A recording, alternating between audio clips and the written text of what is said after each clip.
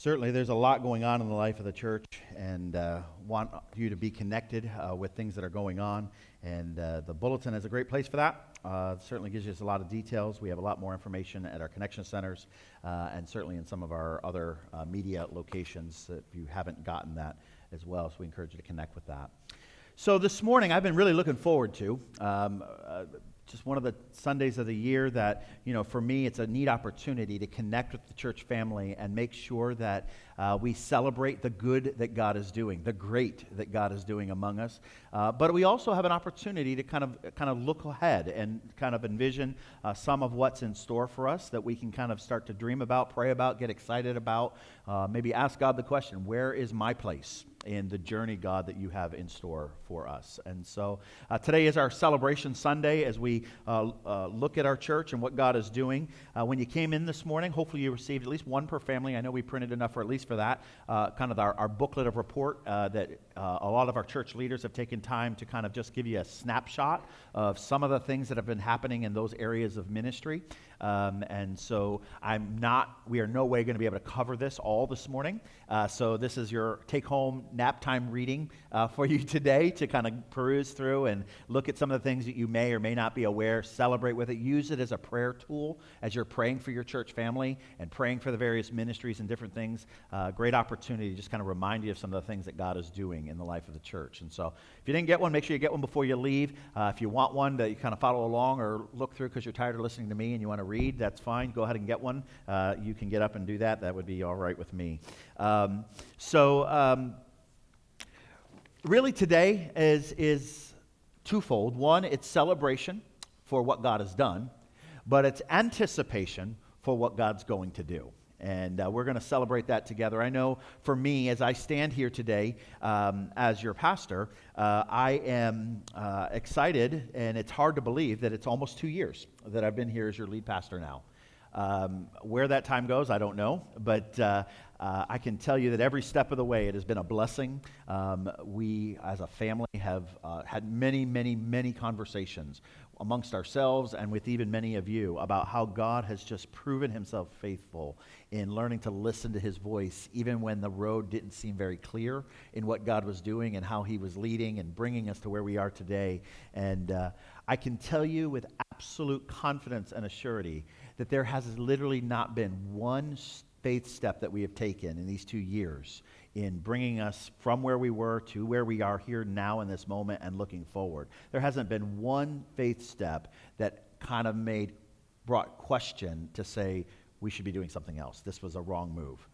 Every step, everything, every question or fear that we had, God had a way of just saying, see, I told you so. And it's truly been exciting to be a part of that journey, and we love being a part of this church family, and certainly appreciate the way that you pray for us, the way you encourage us, and the way that we work together in ministry and dream together about what God has in store for us. And so just want to say thank you for your support, and that truly isn't just a statement. I believe that's deep from who I am and what I believe and feel. And honestly, in talking with our church staff, I'm not the only one that feels it. I mean, as a staff, we truly feel that support, all of us, from all of you. And so on behalf of our staff, I certainly say thank you for the way that you love us and work with us in that journey. That being said, several weeks ago, I was having some leadership conversations with staff and board leaders and various department leaders. And as we're having conversation, it hit me, not necessarily as a new thought, but as it's time to get it kind of a thought. And the thought was that we are now preparing as a church to enter into a new season of ministry. Over the last couple of years, we certainly, for those of us who have been around, we know that we were in a season of transition.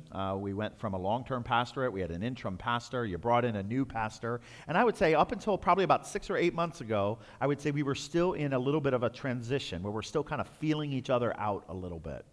And as I've observed the church over the last probably 6 to 8 months, I feel like we've kind of moved out of that season of transition.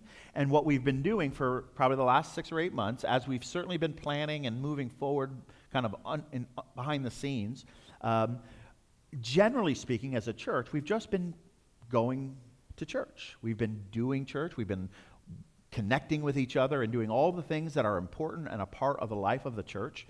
But as any of us know, that when you're a part of anything, whether it's a church or school or other organization, if you do anything just kind of out of routine and rhythm for too long, sooner or later it starts getting tired.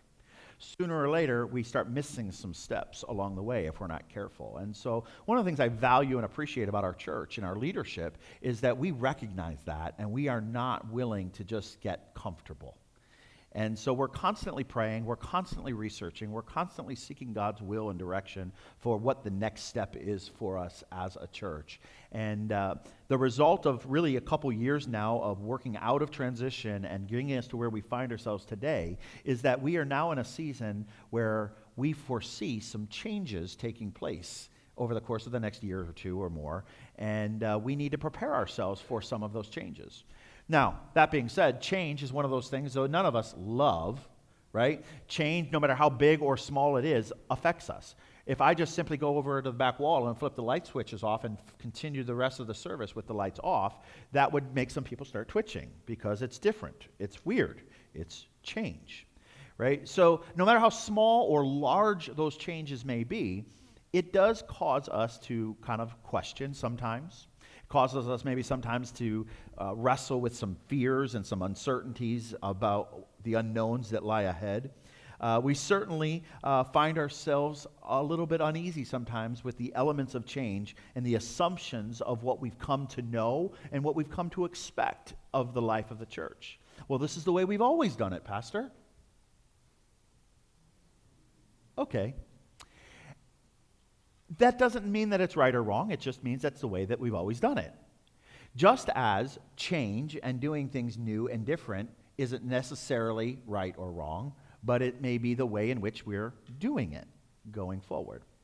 And so really this morning, my hope and prayer is that we just celebrate, we open ourselves up in preparation for what it is that God is doing among us. Because I'll tell you, as I stand here this morning, we don't have all the answers yet.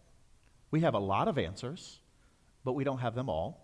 And as we go through this journey together, we will certainly unpack them more together. So this morning, I'm not going to read letter for letter through my report. I'm certainly going to highlight a couple sections, and I may read a few sections, but I want to let that to you to do that in your own time. But I do want to start with this portion in the beginning of my report as we think about this change and kind of what comes forward in front of us.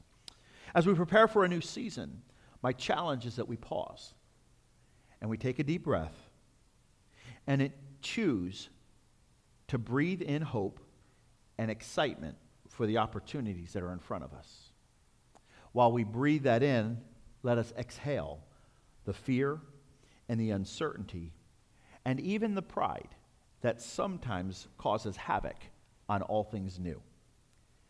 And let that kind of be our breath pattern as we engage moving forward in the plans that God has for us.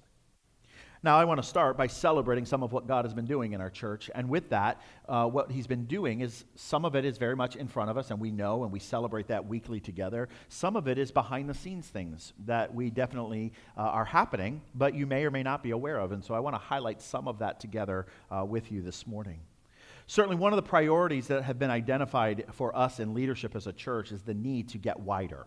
I mentioned this in my report last year about, it's great to have great worship. It's good to continue to develop our worship services and gather together on Sunday morning. But not everybody's going to connect with church on Sunday morning. And so it's really important that as we plan ministry and shape ministry, that we think in terms of what are our other ministry arms? What are other ways that we connect with people that may or may not be ready to connect with us on a Sunday morning?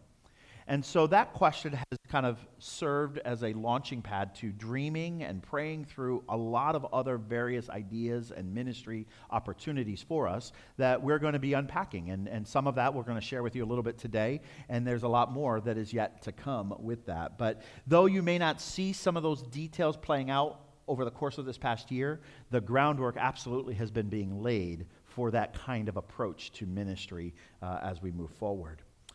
With that, worship is very important to us.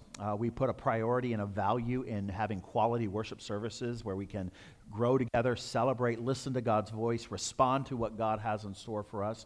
And we don't always have an efficiently smooth flowing service.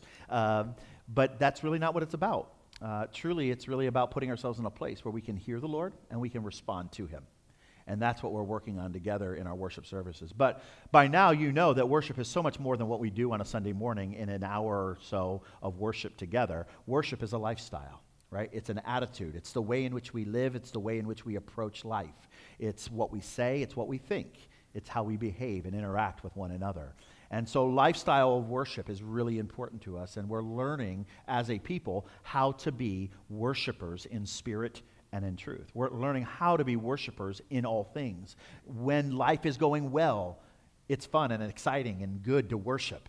When life is struggling and hard and difficult, sometimes we really have to muster up, how do I worship in the midst of that? But we're learning that we do that best by doing it in community. We do it best by doing it together and in walking with each other, because when I can't, others can. And we hold each other up in that journey and process. I love some of that specific elements of worship that we've seen this year develop, particularly in our young people as they have come together to shape and form their youth worship team. And they've certainly led us in worship and done some specials in our services and are loving getting together and growing and using those gifts and talents for the Lord. A beautiful picture of the church and of leadership coming together in our young people. And truly so proud of you guys and you want to in that. And all of you and all of the work that you guys are doing and growing together. It's been really neat to watch, especially as you take that leadership and initiative to just simply respond to each other as well as to the Lord. And it's not just our worship team, but it's the other instrumentations, the way you serve in ministry and help with Caitlin in children's ministry or with our sound program in ministry, in the different various ways of service. I talked to Terry and Pastor Des. We talked about the opportunities of ministry and mission that you guys have been involved in this last year. And we looked through it, and I think we counted over 700 hours of youth ministry and mission service hours that our young people were engaged in this past year. And seeing that it's not just about you, right? The life that God has called us to is also about ministering to people who have needs greater than our own, and we have an opportunity to be a part of that. And so proud of you guys. I want you to continue to grow and use your gifts and your talents and realize that this is your church. And we expect and long for you to invest and be a part of the church and provide leadership and guidance. Help us not to get so rigid in our own ways of being old people and stay a little bit more young and follow the ways that you have in store for us to follow. That being said, this year we had some staffing changes, some adjustments that we worked through this year. One of the biggest areas that we needed to address I should say this. When we look at our leadership structure, we identified lots of areas that we wanted to address. And the journey took us in a lot of different directions and trying to find the right staffing mix to put a team together that would help lead us as a church going forward in a moving forward way, rather than just kind of maintaining and just kind of doing the status quo each week. And that journey took us on a process that started in conversation with Terry and I, exploring the idea of maybe making some adjustments to his roles and responsibilities. And as we prayed through that, Terry was very open to considering maybe doing some things differently, and ultimately agreed to step in leadership in the area of discipleship and life group ministry. And he graciously has taken that responsibility on, certainly a little bit of fear and trepidation at times, saying, I don't know if I know exactly what I'm getting myself into, but he was certainly willing to try, and he is doing an amazing job as he pulls together the logistics and the details of helping us as a church family come together in smaller units so that we can grow spiritually, so that we can know the Lord, so that we can connect and assimilate to the life of the church better. And certainly thank you, Terry, so much for your leadership and your willingness to be just used wherever God needs you and wants you to be used in the church. But obviously with moving Terry into that role, that opened up a major hole and area of ministry for our young people, and we value that so much. That steered us in the direction of looking for a youth and or young adult pastor, and that search ultimately led us to Pastor Des and her family, and it's been such a blessing having them a part of our church as they become a loved part of our family. And her leadership certainly has been felt already. Our young people are connecting in great ways with her and their family, and more and more students every week are connecting with our youth program, and we've got some really exciting dreams coming forward, and we're looking forward to what God has in store in the life of our youth ministries going forward. And so lots of opportunities. I know she's already starting to connect with some leadership over at the SU campus. I know several of you SU students who are starting to attend our church services, have made some connections with her. And if you haven't, I encourage you to do so with her or even myself, as we really have a desire to be more partnering with the students on campus at SU. One of the things that I really wrestled with when I first came here as pastor is the fact that we need to do more. We need to do better with this great mission opportunity of students that we have available right here in our own front yard. And so we've really started in our leadership conversation changing the way that we think. Rather than just doing ministry with or for the students, what if instead we thought of ourselves as a campus church? That's going to change the way that we do things if we really get serious about thinking what that would look like and how that feels. What does that look like in the way that ministry happens and functions? And I don't know all the answers, but I do know if we really care about young people, and certainly the ones that are right here in walking distance for us to connect with, we need to at least be open to what some of those ministry changes and models might look like. And so pray with Pastor Des and myself, and certainly if it's an area where you feel like you might be able to plug in and be a part of that and connection, certainly students from SU, partner with us, help us to figure out what's best in the way to connect with you and your peers as we help the students there realize there's a church here in the community that loves them, and we are longing to be able to better connect in a more real way with them. With that, communication is really important to us, and so we spent a lot of time in this last year developing ways that we communicate with you as a church family, realizing that in a world that we live in today, any one way of communication is not efficient for all people. So you have to learn to communicate in multiple ways so that maybe we catch you in at least one of them. Right? So this year, we've put certainly a much more concentrated effort in some of our social media ventures. Certainly Facebook is probably one of the predominant ones that we're using. We're getting more and more connected with Instagram and using that to connect with a lot of our younger generation for sure. YouTube has been used by us. If you haven't known by now, we put our sermons every week on our YouTube page, SCN Media. If you go to YouTube and just type in SCN Media, that'll bring you to our church's YouTube page. And we put our sermons on every week. We try to get them on as early as possible in the week and do it every week. If not, call us up, yell at us. We'll make sure that gets done. But we really try to do that in a fast motion. We are exploring and looking into the idea of live streaming our worship services, so that if you can't be here in a particular week, we always want you to be here. It's always better to be together, I think. But there are things that come up, and sometimes you can't be. And so we're looking into the logistics of all of that and what that would take and require, but would love to be able to offer that in the near future. Obviously, we have our Church Center app, which is a way that you connect with signing up for life groups and events and activities. You can do online giving through that resource, and that certainly is helpful. And then we have our in-the-know emails and bulletins and all of those things. If you're not getting information from one of those resources, I don't know what else I can do. But we are certainly trying to be better at communicating what's happening, what you need to know, so that you can be involved and plug in. One of the things we can't do is force you to sign up for stuff, right? Whether we're doing the old snail paper options or we're doing the electronic options, it still comes back to you saying, I see it, and now I'm going to do something with it. And we realize that when we give an announcement up here, you can let it go in one ear and out the other, and that's just the way that it is. But we're hoping that you'll take personal responsibility and healthy ownership in your church and plug into those resources where possible. And as you see on the screen, one of the newest communication technologies that we have is we're launching it today officially, our new church website.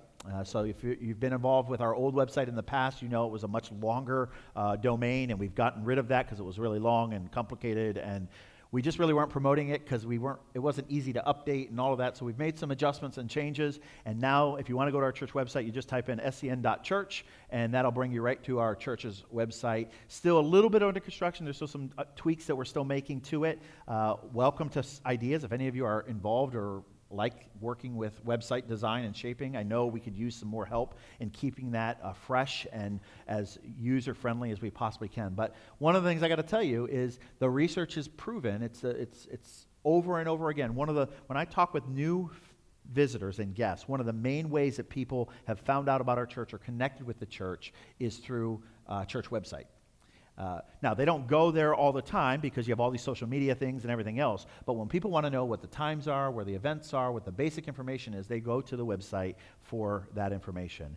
And so whether the best ways to connect with new people and connect them with your church is by having good online technology and as well as the personal invite and connection.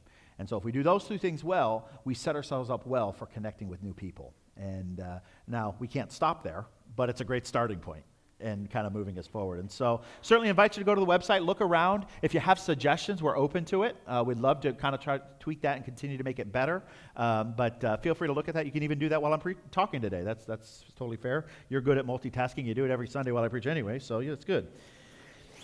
Amen. All right, that's good. All right. So lots of good things been happening in the life of the church. Just throw out a few things. Certainly we had another great Easter egg hunt this year. Hundreds of kids on our campus just involved in learning the Easter story and having fun with the Easter eggs and all of that. Vacation Bible School was another great success, continues to be thriving every year. Our all-church picnic this year had the highest attendance we've had in maybe ever, but certainly in a long time. It was a really well-connected event. Wild Game Dinner happened last year. The next one is happening just this coming week. So if you haven't signed up yet, Church Center, do that. Don't wait any longer. I'm putting that guilt in front of you. You haven't done it, do it. Right now, you can do it. Church Center, even while I'm talking. So men, ladies, whoever, just come on out. It's going to be a fun time. Doing that this Friday over at the community center, and be good to gather together. We had a great revival with Pastor Carey, our district pastor, who came and led us over a series of 3 nights of really powerful teaching and helping us to kind of recalibrate a little bit in our spiritual journey, and that was fun. Certainly had 10 students attend NYC, Nazarene Youth Congress in Phoenix, Arizona this past summer, where they worshiped and studied and learned together with almost 10,000 other students from across the United States and Canada. It certainly was a great experience for them as well. Another great Christmas blessing offering this year. We collected $32,000 in one Sunday. That all of those resources we just then simply gave away to people and organizations in our community that needed it, in a way to be a blessing during the Christmas season. What a testament to the generosity and the compassion that we have here in our church for people and doing what God has in store for us. And so just want to celebrate those things. I made a comment in last year's report that there was more to our story. And that certainly is what we've seen this year. There is more to our story, and we've only begun to scratch the surface. There is so much more that God is wanting to do among us. That being said, this year's theme and focus is moving forward. And in order to move forward, that really kind of boils us down into kind of 3 statements or elements of that moving forward. And the first of that is that we need to learn to honor the past. As a church, we've been organized as a local body since 1950. Started over on High and Vine Street in town, and eventually in around 1975, we moved over here to this campus and built this church and had an addition and built and did ministry here ever since. But one thing that has never changed from our beginning days till now is that God has given us a vision. He's given us a passion to make disciples, to invest in and to influence the community of Selinsgrove and our surrounding communities with the love of Jesus Christ. And so the way that we move forward is that we honor the past. We honor the vision that has established us, because that serves as an anchor that moves us forward in vision of what God has in store for us going next. And so as we do that, some of the ways that we honor the past is that we continue to do ministry, though it may be new and different and unlike any ministries that we've ever done before. It's still a way that we honor the vision of making disciples and influencing our community with the love of Jesus. And so this morning, I have a couple newer ministries or focuses that we want to focus on today, and I'm going to have some others come and help me share about some of those things that are coming as a way to introduce them to you. And you've already tuned me out, so I need another voice so you'll listen to them. So Terry, would you come and talk to us a little bit about what we're doing in discipleship, assimilation, and life tracks? I would like to talk with you a little bit this morning about discipleship. Now, if I were going to say, hey, Walter, give me a definition of discipleship, you might tell me one thing. But if I look back and I say, Seth, give me a definition of discipleship, he might give me something else. So I'm going to steal a definition from Greg Laurie. And he says that discipleship is living the Christian life the way it was meant to be lived. That's what we want to talk about today. And I want to put in front of you, first of all, the scriptural reference for that we always continue to go go back to, and that is Matthew 28:18 through 20. And it says, "Then Jesus came to them and said, 'All authority in heaven and on earth has been given to me. Therefore go and make disciples.'" Okay? It's not a suggestion. We're called to go make disciples of all nations, baptizing them in the name of the Father and the Son and the Holy Spirit, and teaching them to obey everything I have commanded you, and surely I am with you always to the very end of the age. Well, one of our core values that we have talked about in the past here at Selinsgrove Church of the Nazarene, one of our core ministry values is living life together. And in the past, 2019, we've done that basically two different ways. We've talked about and worked on Sunday school classes and life groups. And here's my plug for life groups. Yes, they are coming. All right. We do a push where we encourage the whole church to get involved with one of the life groups sometime during this time. And that push is coming from March 1st until Easter. So it's a short commitment. It's about a 6-week period of time. I truly encourage you, get involved with that. You can go, seriously, right now, on your app, if you want, pull it out and go to it while I talk. It will not offend me. But there are lots of options there. We have the Boonies doing one in the Kramer area. We have Mallory doing one over in the Freeburg area. We have some that are meeting here at the church. We have some that meet on Sunday nights, some that meet on Tuesday nights, some that meet on Wednesday nights. So there's a lot of options there for you. We want you to get involved with one of those life groups. And if you would please go to the app and check out those choices and sign up for one, whichever one suits you the best, we would appreciate that. Now, moving forward for 2020, we're going to continue to do the Sunday school and the life groups, but we're going to add a piece. We're going to add something called growth groups. And growth groups are designed more specifically for those people who, first, maybe you've heard about this God thing, this church thing, this Jesus commitment thing, but you're not sure that that's for you. You want to kind of see. This would be a good place for you to plug in. Maybe you're someone who, I've just made a commitment to Jesus Christ. I'm not really sure what this journey is going to look like. This would be a great group for you. Maybe you're someone who you were involved in the church when you were coming up through, and somewhere around college or so, you just stopped coming, and for about 15 years, and now you're back because, well, I think my kids ought to go to Sunday school, so I guess I'll sit in on church, and I'm not really sure what this is about anymore, and this would be a great place for you.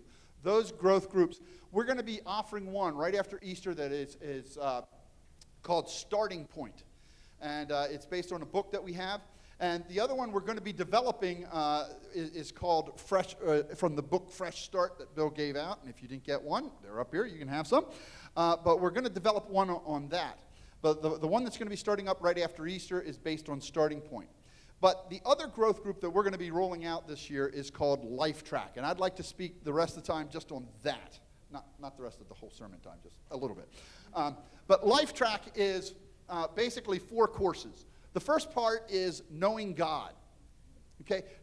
It gets you to know some of the basics as far as the basics of Christianity, the basics of knowing who God is. But it also gets you to know who we are as a church and what we believe.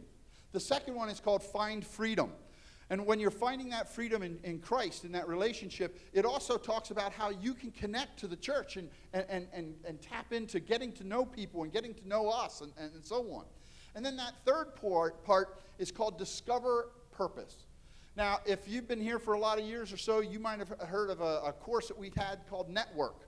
And it's very similar to that, this third course, because it ties into different surveys. Because, ladies and gentlemen, whether you know it or not, that once you become a Christian, God blesses you with a gift. Okay? And here's the thing. Dick has a gift. But it's not a gift that God gave Dick to make Dick better. He gave Dick that gift to help make us better. Jeremy has a gift. But that gift isn't to make Jeremy better. That gift is for Jeremy to share to make us better. When we get that through our heads as a church, that we all have gifts and we're responsible to use those gifts to help each other, look out for the future, because what's going to happen is it's just amazing.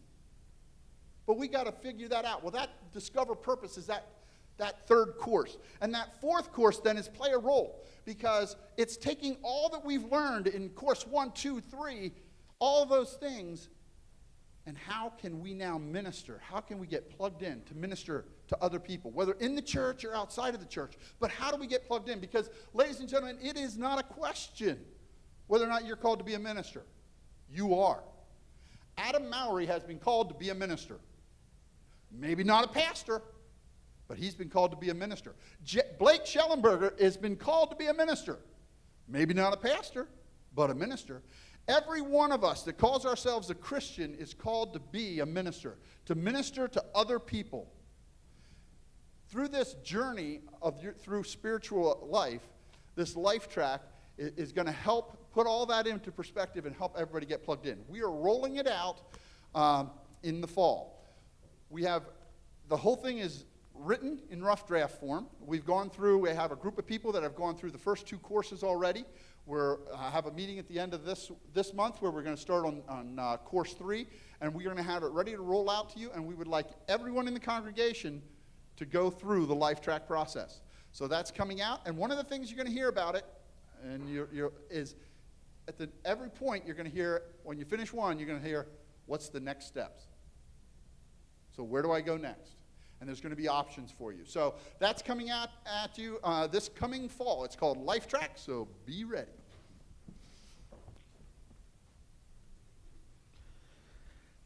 Yes, a lot of information with that. Certainly a lot more will come to that over the course of the next several weeks and months.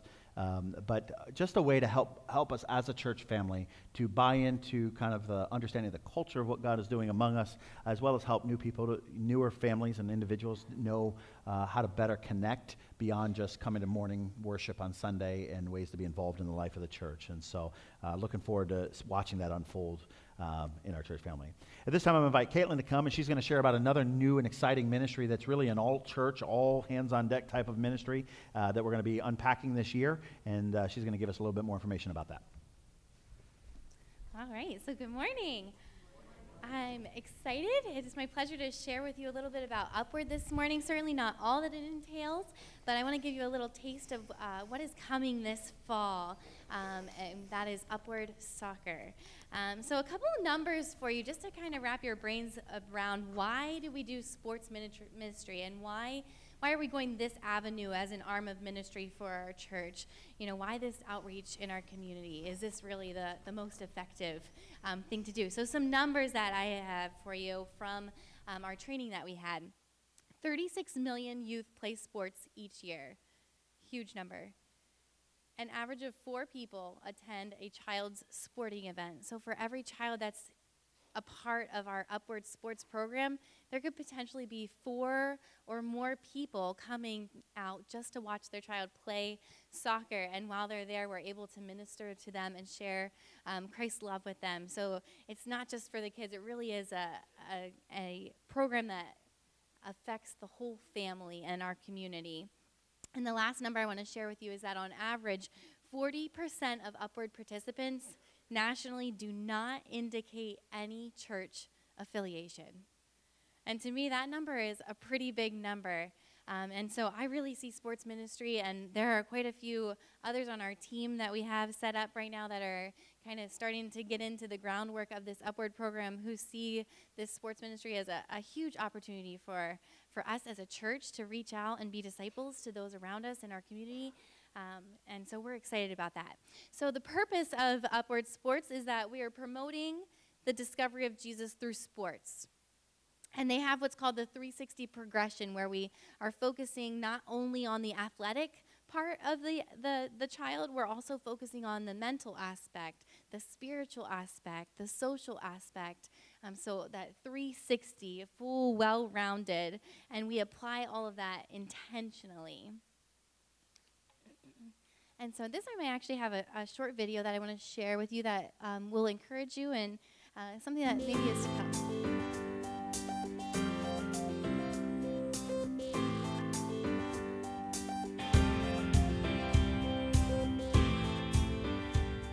Hello, my name's Shane. I'm one of the guys on the team here at Upward Sports.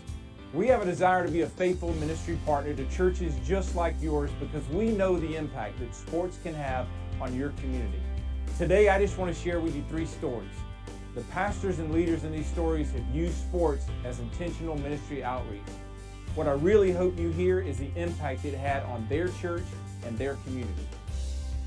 This child came home one day and said, "Daddy, tell me what it means to be on God's team. Tell me what it means to be a follower of Christ. Tell me what it means to be going to heaven one day and live with God eternally. Tell me what that means." And this dad looked with a blank stare in his face because he didn't know himself. This child had heard in their gospel presentation at the end of the season what it meant to be a Christ follower. And this dad had no clue what it meant. And he said, "To be honest with you, I pride myself on knowing the answers when my children ask. And so I want to know the answer." And so this dad came to us with just an open mind and a broken heart and said, "Tell me what it means to be a Christ follower," because his child had challenged him to know what it means. And so we were able to lead that dad and that little girl to Christ. And it, for me, had to fuel me for the next 10 years, just that one story. Well, it's funny that we direct all of our attention toward affecting the children.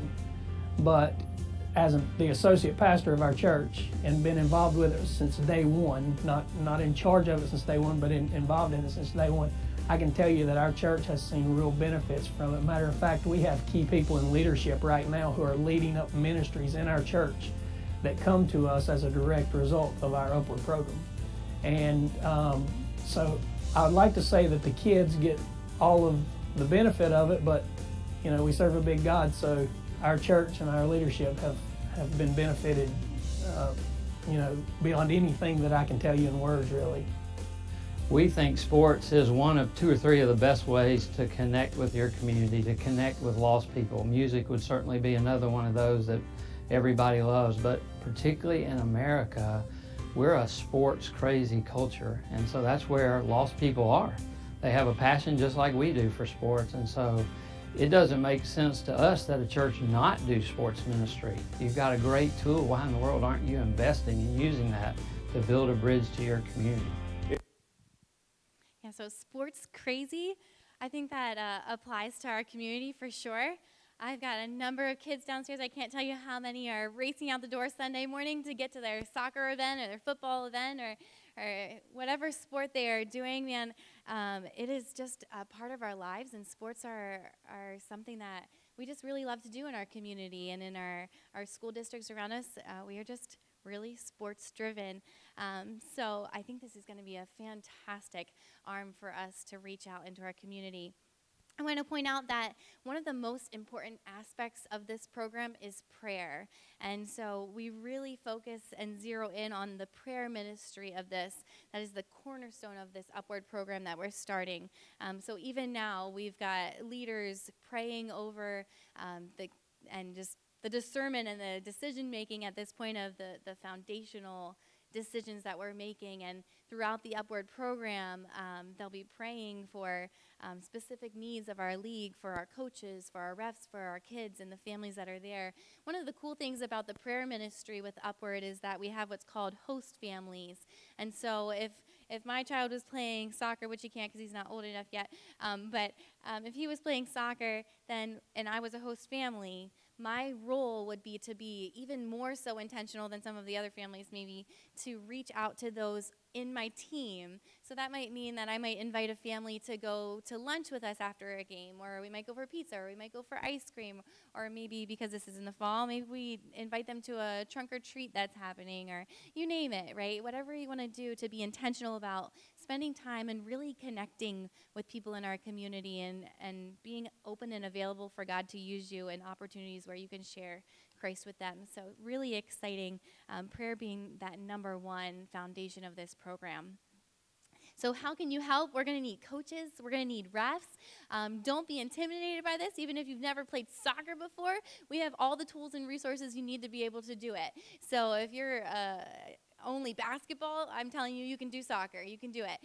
We will give you all of the training so that you can run your drills. They tell you exactly what you have to do for your devotions. They give you all of those resources so you feel prepared and equipped to be able to minister to these kiddos and also coach them and figure out how to dribble a ball. So we can get you all hooked up there. And you are not too young. If you're youth, I'm looking at you guys because you guys can help us certainly. We need assistant coaches. So don't feel like you're too young. I have a couple of you in mind to be refs and assistant coaches already, and you just don't know it. So other ways you can help. If you're thinking, oh, I don't know if I can be a coach or a ref, well, there are so many other avenues. We've got concession stand plans. We have game day greeters. Evaluations will happen in the summer where we'll have the kids come in and run some drills so we can make our teams more equal in terms of where they're at with their soccer abilities. Scorekeeping, cleanup and tear down, game day announcer. There are so many different ways that you can serve in this ministry. And I think as Bill has mentioned, this is an all hands on deck kind of program. This is Bible school and beyond. Like, this is huge, and it will definitely take many, many hands to really reach out to our community and make this successful. So a quick look at our calendar. If you're wondering, well, when is this all happening? When are we going to start seeing what's happening? April 4th, which is our Easter celebration, is when registration is going to go live. And then July 19th to the 25th will be those evaluation times where we'll have the kids come out and we'll evaluate them. We're going to run 6 game days, September 26th to October 31st on Saturdays, and then we'll end with an end of season celebration. So really looking forward to the way that God's going to lead and move in our church in this. So spread the word, share it with your kids, your grandkids, your friends, and we're just really looking forward to ministering. Certainly a lot going on, and that's going to be, like I said, an all hands on deck. We're going to need many people to be involved in that, and so begin praying about ways that maybe God would invite you to be a part of that as well. A couple other brief things that I just want to put on your radar that are coming, some new areas of ministry that kind of serve as ministry arms and connection. One is the summer breakout. May 30th, we're going to have an outreach day, family fun day, just the end of the school year, beginning of the summer, a chance to love on our community in a completely free way, and we're going to be inviting the whole community to be on property to just have a day of fun, and certainly want to be a part of that. The planning is beginning. I think there's a first meeting even coming tomorrow night where they're going to be putting some of the basic plans together to make sure that this day is all that it can be as we connect and love on our community, and so that'll be fun. Also, this past year, we've been doing a lot of preparation for, but this year we have 2 of our teams of people that are going to be going on missions, work and witness trips this year, representing our church, bringing that love of Christ, not just here in our local community, but in places around the world that certainly could use that hope and encouragement and the clean drinking water through filters that we're going to be bringing to them. And so, first team's going to be leaving the end of June, going to Belize. You see the team of individuals here that will be going to Belize, and then a few weeks later, towards the end of July, we'll have another team of individuals going to Jamaica, and both doing water filters as a main project. But again, it's just a way of bringing hope and encouragement to these regions of the world. And so we're really excited about getting more involved in kind of work and witness and mission involvement. And this is not the end of that story. This is really only the beginning. And so if you're not involved in one of these teams, there's already discussions and thoughts about how we can be more involved in hands-on work and witness opportunities going forward here in our community, as well as other more international type trips and experiences that we have coming as well. So we move forward by honoring the past. But we also move forward by learning to serve the present. The truth is, we have ministry today, right? We're gathered here each and every week doing ministry, life, working together, and we have ministry today that needs to continue to happen. And since I've been here as pastor, and certainly before in transition, our leadership has been involved in a lot of evaluating kinds of conversations about what is needed in order to continue to be effective in ministry today. And so as we have had those conversations, lots of little things have come up in what needs to be addressed and what kinds of ministry we should be focusing on. And as we've looked at all of that, sometimes it just becomes a lot of talk, and you're wondering where do you start? Where do you begin? It's the logistics of timing and of money and all of the different things. How do you do all the things that we know we want to and need to do? And so as we began to kind of bring some of those ideas together, we kind of realized that maybe there's something a little bit more concentrated that we can do in bringing these ideas under one umbrella. And really this all started with our awareness that we love our children and want to make sure that their ministry space is fun and it's exciting, but it's safe. And so we started a few years ago doing a check-in system. So every time you bring your children to church, you check them in and you get a little sticker. It goes on their back, allows you to connect so we know who belongs with who. And that system has been working well, but it's not as efficient as it could be, in large part because our children's ministry shares space with our adult fellowship. And so we have every adult that comes to our church going through that space in that time period. And we realized we could be doing better. And so as we began to dream and think about ways to improve that, we realized that maybe a little bit more of a larger renovation might be required and necessary. And so our church leadership has been doing a lot of research and praying, and we've put some steps into action that we are preparing to make some changes to the structure of our current facility in order to address ministry today in what we're looking at. And again, that stemmed from some of that need in the area of children's ministry, but it's also affecting lots of other areas that we have focused in on. And so I do want to draw your attention to what that project looks like. To do that, what we're deciding to do is the end of the education wing here, our back 3 classrooms, we're going to be knocking out the interior walls and just kind of opening it up into a larger space. And so basically our adult kind of fellowship and connection time that we have on Sunday morning, instead of going downstairs, you would just simply go out these doors and be in that fellowship space on Sunday morning. And so a big chunk of the resources that we're going to be using to do that will go towards making that project happen. Certainly we're going to lose a couple classrooms, but we'll gain a classroom downstairs and kind of have to move some things around in order to affect all of that. But what it does is it gives us a place to connect in between services and for other venues and activities, but then it allows us to shape and define that downstairs space for our children's ministry and create it to be a locked off area during Sunday morning times, as well as be able to make it really fun. And so we've got some really neat plans and dreams. If you like going to a park, downstairs will be an indoor park for you to just kind of come and hang out in, and on times that aren't children's ministry time. And so it'll be a lot of fun for our kids. They're going to have a lot of fun as they go down into their space and a place that is fun, where they can grow and learn more about the Lord and what He has for them. And so those are kind of the 2 big pieces of this project that we're kind of putting together at this time. But from there are several other smaller projects that we've been talking about and just need to happen. And so we're working it into this kind of moving forward idea and campaign. And I just want to list off some of the things that we're wanting to accomplish in this project over the course of the next year for you to be aware of. So we certainly have the big spaces. So safety and security is important to us, and we've already begun to plan for that. We've actually already purchased the cameras. So we've got some cameras for security purposes that were recommended to us by an advisor to put around the facility just for security purposes, as well as improving some access to our facility by using a more improved and updated access system that we've been researching. And so that will be being installed as well. We're also going to be doing some updates here in our current worship space. A lot of what we'll do when you're looking at this whole project, a lot of what the initiative or motivation was for is to create spaces that could be used for multi-use reasons. And so one of the things that we need to do is update some of our technology here in our services. Our microphones are needing to be updated, and so we're doing some of that with those. Certainly our lights are one of those things we don't always think about until they're gone or not working right. And so we are looking to improve, not doing everything, but at least get started in improving some of our lighting here in the church with that.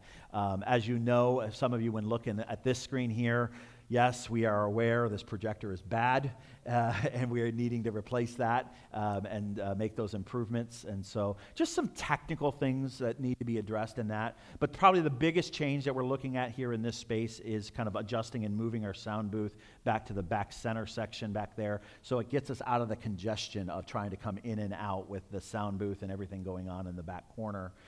And with that, we are looking at putting sanctuary chairs throughout the sanctuary in this project as well. And what that will do is, again, create a ministry space where we can use it for other things rather than just kind of sitting in a forum session like this.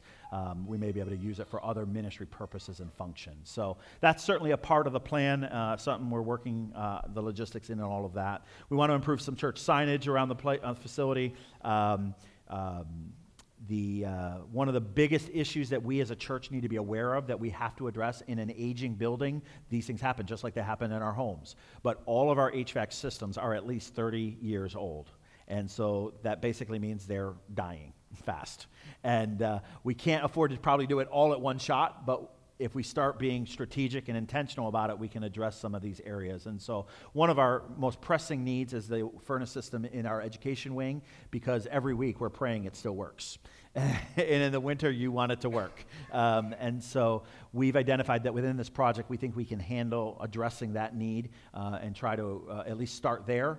But we do need to be aware that not necessarily included in our thinking currently, there are all the other systems that will need to be addressed over the course of the next few years. So that needs to be on our radar as well as a church family. We're going to be repurposing our library, moving some of those resources to another location on this level so that we can use the library for continuing prayer ministry as well as other small group elective type ministries and things in that. And really, there's a host of other things we could probably work into, but these are the pieces that our leadership team feels are essential to allowing us to do ministry efficiently today. Obviously, this isn't free. Right? It doesn't just happen. And so we've done our research and we've put a budget and a plan together. We believe this project can be completed for under $300,000. And so that's the budget that we're kind of working with to make this happen. And we think that that is very realistic and something that we can handle. Within our church funds, if you look in the booklet, we certainly have the financial stuff in there. You can look at it. You'll notice that we have money set aside for new building that has been given years ago for a new building program. None of that money is going to be touched. It will stay in CDs. That's the plan, to keep that continuing to build and develop for that ministry purpose. But even in the other resources that we have been saving and earning and working through your faithful giving, we think that we can invest about $150,000 of money that we have available that hasn't been designated for that new building to go towards this project.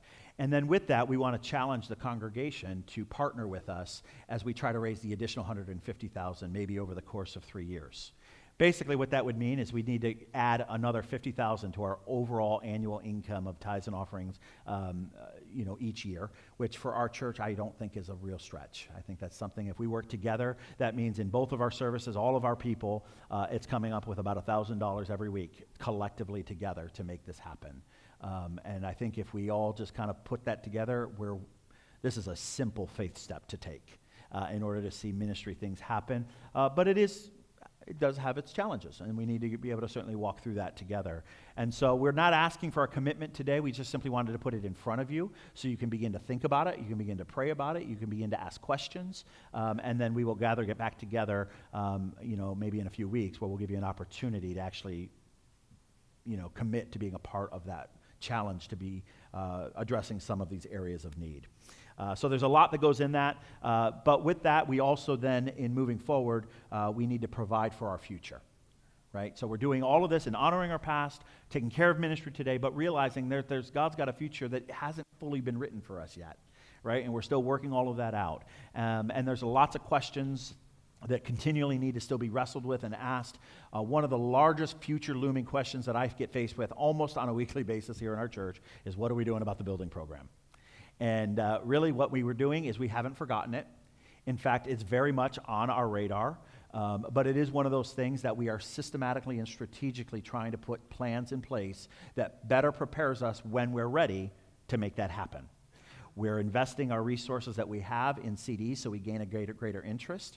At this point, we're gaining probably about almost $1,000 a month off of those CDs because of the money that we put into those accounts. And so we're making progress, without doing anything. And so that's helpful. And we have a lot of questions that need to be answered before we can get to that. What I'd like you to hopefully see is that what we're talking about in providing, today or serving our present is that this is really phase one of what the next steps are that God has in store for us. Because even if we put new building construction into play, we still have to care for the facility that we have and take care of all of the ministry things that we have going on here. So everything that we are planning and talking about is transferable to whatever that new vision might be down the road. And so we've made sure that the things that we do don't lock us in to any potential change that God might give us as we research that over the next few years and working together. And so we do honor the future that way and work together in that.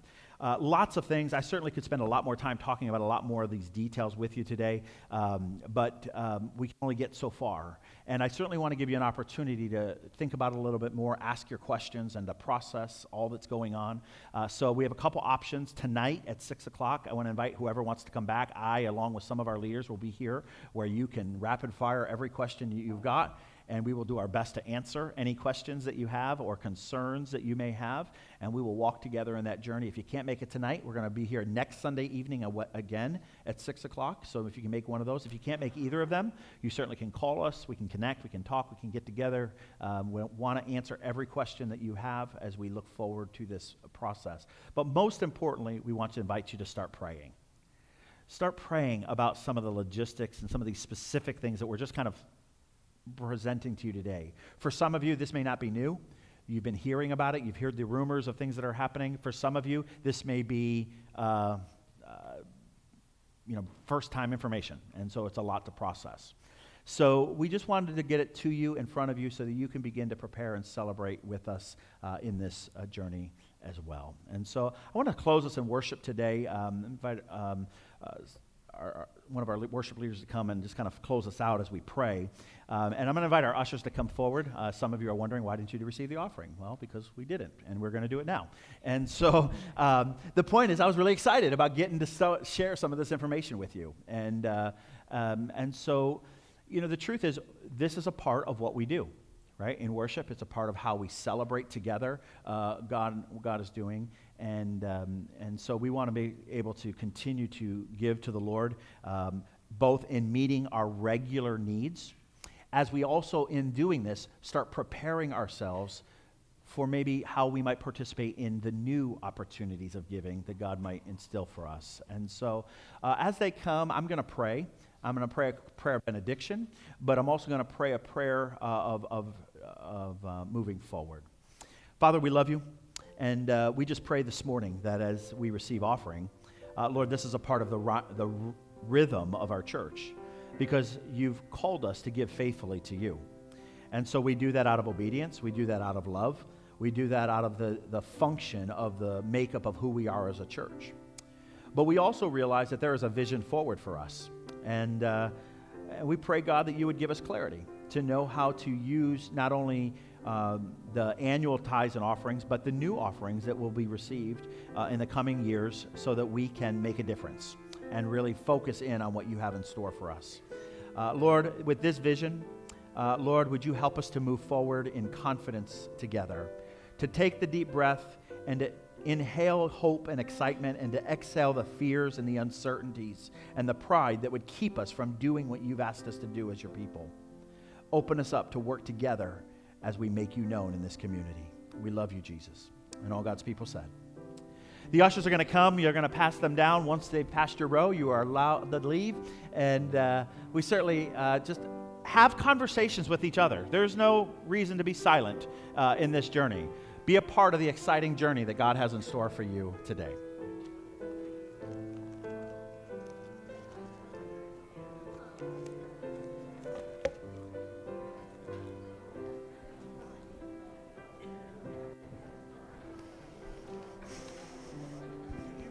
You forget to share about the